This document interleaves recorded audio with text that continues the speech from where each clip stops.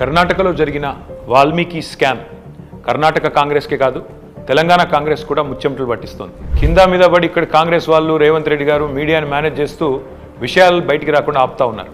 కానీ ఆ మబ్బులు కూడా తప్పకుండా 4-5 రోజుల్లో విడిపోతాయని నేను అనుకుంటాను. గవర్నమెంట్ డబ్బులు గవర్నమెంట్ అకౌంట్ల నుంచి అక్రమంగా ఏ కారణం లేకుండా సరిగ్గా పార్లమెంట్ ఎలక్షన్కు ముందు 180 కోట్ల రూపాయలు దారిమల్లినాయి. కర్ణాటక ముఖ్యమంత్రి స్వయంగా సిద్ధరామయ్య గారు అసెంబ్లీలో ఈ వాల్మీకి స్కామ్లో భారీ ఎత్తున డబ్బులు దారిమల్లినాయని ఆయనే ఒప్పుకున్నారు.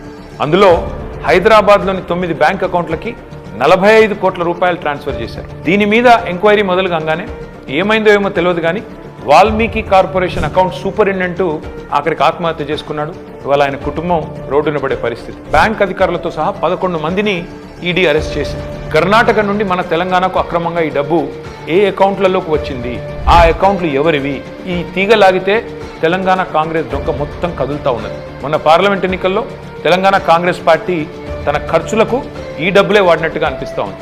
4.5 కోట్ల రూపాయలు నేరుగా V6 బిజినెస్ అనే కంపెనీకి ట్రాన్స్ఫర్ అయినట్టుగా ఆధారాలు ఉన్నాయి. ఈ V6 బిజినెస్ కంపెనీ ఓనర్ ఎవరు? SIT, CID, ED ఈ దాడులన్నీ జరిగిన తర్వాత కూడా మన తెలుగు మీడియాలో ఈ వార్తలు రాకుండా అడ్డుకుంటున్నది ఎవరు? పార్లమెంట్ ఎన్నికల సమయంలో కొన్ని బంగారం షాపులు, బార్ల నుండి భారీ మొత్తంలో డబ్బులు తీసుకున్నట్టుగా తెలుస్తూ ఉంది. వారికి కాంగ్రెస్ పార్టీకి ఉన్న అనుబంధం ఏంది?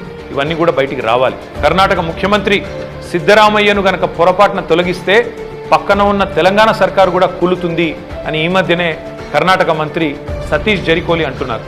మరి కర్ణాటక కాంగ్రెస్తో తెలంగాణ కాంగ్రెస్కు అంతలాగా పెనవేసుకున్న ఈ అనుబంధం ఈ వాల్మీకి స్కామేనా? ఈ వాల్మీకి స్కామ్లో భారీ మొత్తంలో వాటా తెలంగాణ కాంగ్రెస్ నాయకులకు కూడా చేరిందని ఆధారాలు దొరికినా ఈడీ ఎందుకు మౌనంగా ఉంటుంది? అసలు తెలంగాణ కాంగ్రెస్ నాయకుల మీద దర్యాప్తు జరగకుండా రక్షిస్తున్నది ఎవరు? పార్లమెంట్లో గాయ చేసుడు తప్ప బయట మాత్రం ఏమీ తమ సొంత పార్టీ అవినీతి మీద నోరు విప్పని రాహుల్ గాంధీ ఖచ్చితంగా నోరు విప్పాలి. ఈ వాల్మీకి కార్పొరేషన్ గుట్టు విప్పాలని చెప్పి నేను డిమాండ్ చేస్తా ఉన్నాను.